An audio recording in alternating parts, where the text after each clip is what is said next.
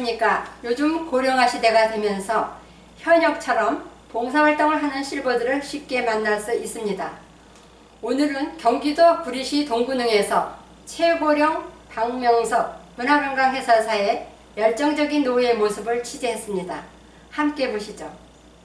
여기는 동구릉입니다. 조선 왕조 7명의 왕과 10명의 왕비와 후비가 잠들어 있는 유택으로 사적 193호인데요.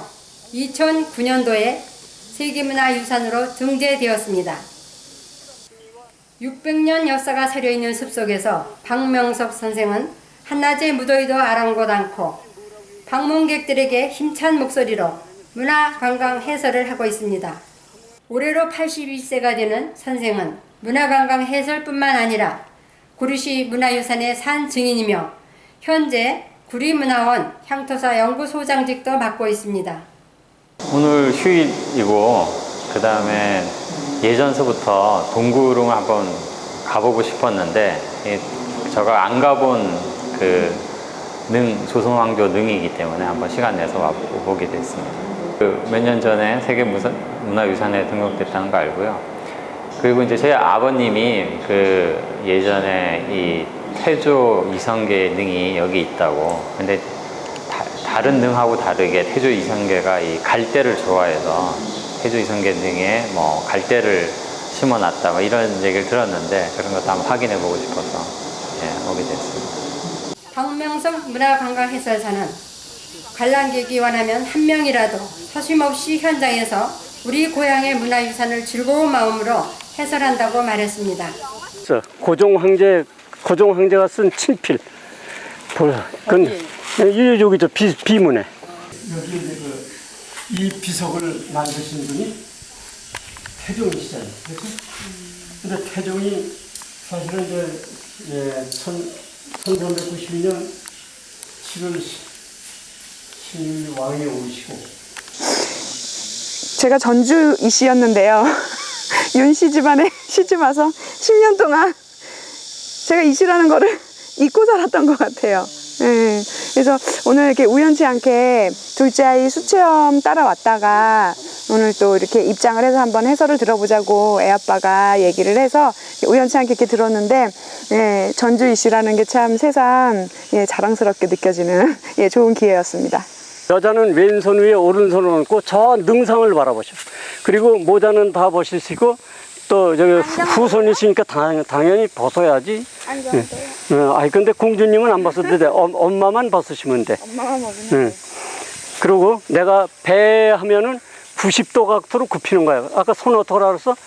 남자는 오른손 위에 왼손, 여자는 왼손 위에 오른손을 얹고 자 배 하면은 사실은 국궁사배를 해야 돼. 그런데 지금 그렇게 할 수가 없으니까 내가 배 하면 90도 각도로 굽혀야 돼. 자, 배,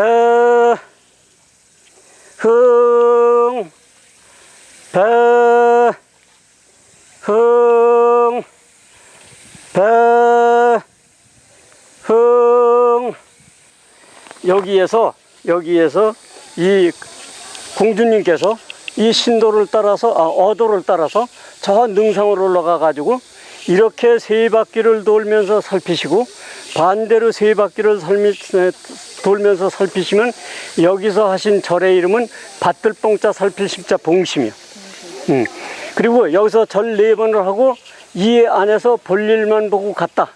그럴 땐 그 절의 이름은 알릉예. 몇 대선 누구 다녀갑니다 이 말이요. 그 다음에 갈 때 4번 절을 하고 가면은 산흥예. 이렇게 해서 똑같은 절을 여기서 4번을 하고 이 안에서 어떠한 일을 하느냐에 따라서 그 절 이름이 각각 다르다는 거. 지금 봉심을 하셨어. 높은 곳은 신이 가시는 길이야. 신이 가시는 길이기 때문에 국조오래에서 부르는 이 문의 이름, 이 길의 이름은 신도, 어도. 여기는 왕이 가시는 길이기 때문에 어도. 그리고 별로. 이것은 제관들이 옆으로 가기 때문에 별로.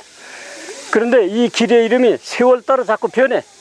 그래서 숙종 때가 간 충간통고 정조대왕 때에 가게 되면 이것을 갖다 향로라고 돼요. 향과 충문을 모시고 간다서 이 길의 이름이 향로. 그 다음에 아까 이제 우리 선생님들이 저한테 물으신 수복방과 수락관이 여기 있어요. 저쪽에. 저 수복방이고 수락관이거든. 그러면 이 이름이 언제 나오기 시작하냐면 세종 20년 1438년 3월 3일자 실록에 보게 되면 세종대왕께서 이 집의 이름을 지킬 수자 지킬 복자 수복이라고 해라. 왜? 여기는 능을 지키는 군인이 100명이 있었어. 처음에 그 100명에게 여기에 있는 사람이 작업 지시를 하고 그러는 집이 이 수복방이에요. 그리고 저 수락관은 저기서 아까 제실 있었죠? 제실에서 재물이 오게 되면 그 재물을 바로 올리는 것이 아니라 뒤필 것은 뒤피고 또 해가 때문에 저기에 들려서 이렇게 왼쪽 계단으로 해서 가운데로 들어가서 재물을 차리거든요. 그래서 저 문의 이름, 저 집의 이름을 수락관. 근데 국조의 설의 길래 단려도설에 따르면은 이 집의 이름을 신의 부엌이라고 해서 신주라고도 한다. 부엌. 신의 부엌. 귀신 신자 부엌주자를 서 신주라고도 한다. 저하고는 한 40년 정도 이렇게 인연을 갖고 있는데요.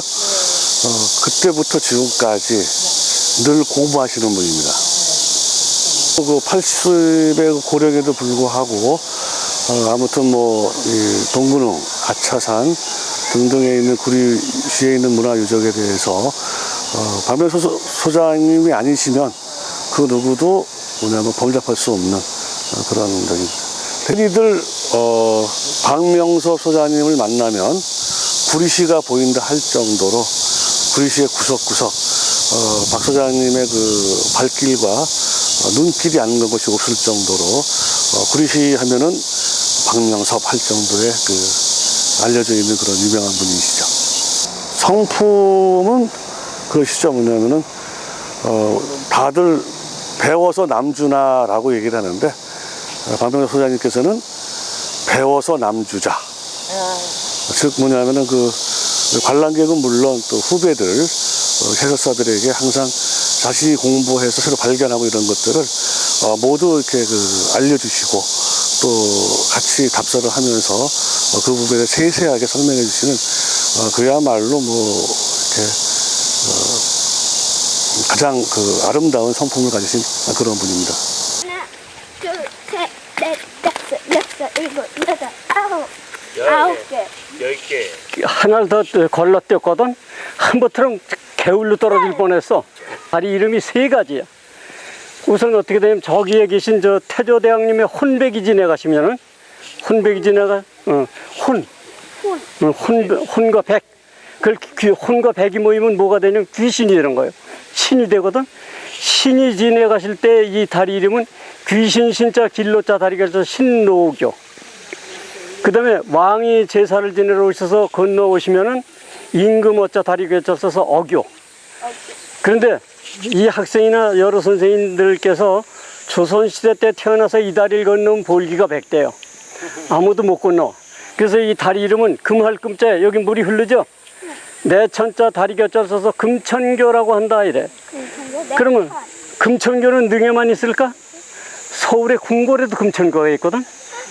서울의 금천교는 여기는 금할 금자지만 거긴 비단 금자를 써서 누구든지 들어와서 왕을 만날 수 있고 그런 것은 서울의 금천교는 비단 금자예요. 그래서 누구든지 들어오지만 왕릉의 금천교는 아무도 못 들어온다고 해서 금할 금자를 써요.